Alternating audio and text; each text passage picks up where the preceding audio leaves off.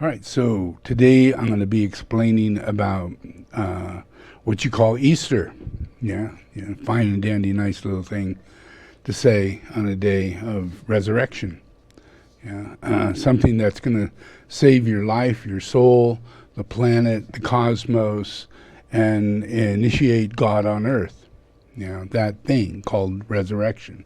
Yeah, and but you in humanity have decided to change it to Easter, and I'm going to explain to you who Easter is. Yeah, and it has nothing to do with Jesus Christ. It has to do with the wife of Satan. That's her name. Yeah, and she's well known in this, known as Ashtar or many other names. Yeah, and her husband is Baal. Yeah, and Baal is the head of the process where where we had this Babylon. Yeah, and Baal is the head of Babylon, and Baal was Satan on earth. Yeah, and Baal was killed, and in the process of Baal being killed, the wife of Baal said, "Well, he ascended into heaven, and now he's God." And so that made her a goddess, the wife of God, and he's dead. Yeah, so she channels more and more and more, and puts what's known as paganism on the earth, and establishes astrology and all these different things. At the time, sacred masters and geomancers was working on astronomy, the sciences of physics and astrophysics, and where we're at today. Yeah, but she decided she'd turn it onto herself.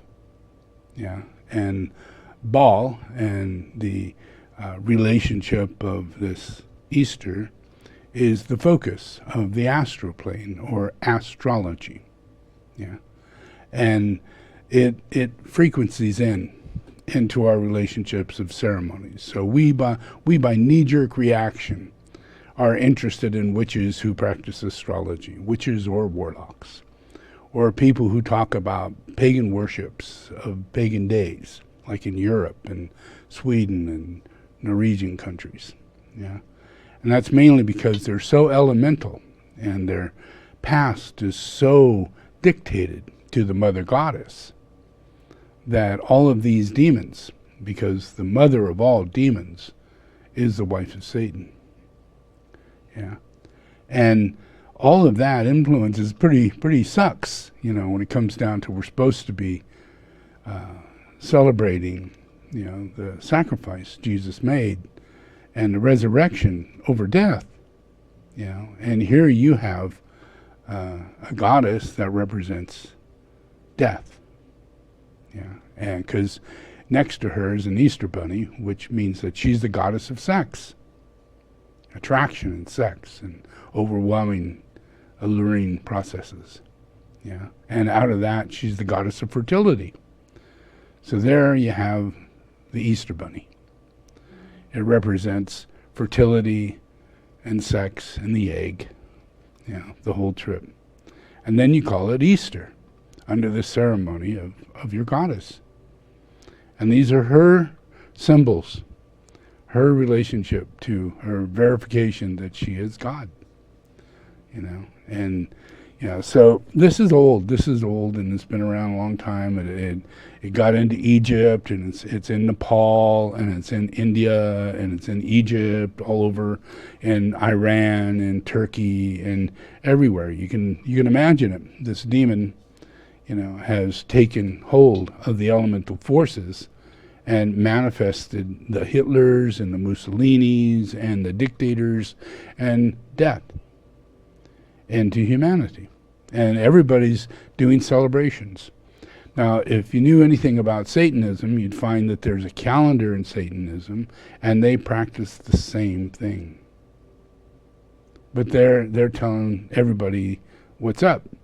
They're saying, oh yeah, we're worshiping the goddess, and we have to sacrifice a human being on March 21st and March 22nd because its relationship to Easter, of death, and the ongoing ceremonies of bringing that into its proper force. Because ancient-wise, you can see it in the Bible, you can see it in many different ancient places, people used to sacrifice people. Yeah, and the most powerful ones to sacrifice are the babies. Yeah, so that's in the calendar. And Easter is the part of sacrificing babies. So then when you get to Jesus and all the babies that are sacrificed on his birth, you know, it's under this goddess, it's under this Satan, it's under this law. And it's a knee-jerk law. Why would he do it? Why would he say, do this? You know, other than thinking he can knock away all the threat, you know, by killing every single boy of this age, you know. But it was mainly a ceremony towards Satan to you know, create a contract that would go along with what Satan would request if you wanted to have your way under such evil forces. Yeah. And all this leads to an angel of our time. Yeah. The angel of our time is called avarice. Yeah. And people think of angels, Lucifer, Satan, you know, Azazel, all these different names of fallen angels, evil angels. Yeah. But few people know of avarice, you know, and the angel Arhaman. Yeah. But you'd have to actually study the process that went on with Hitler. And that really nice guy you guys like that did the schools. You know, what was his name? Huh?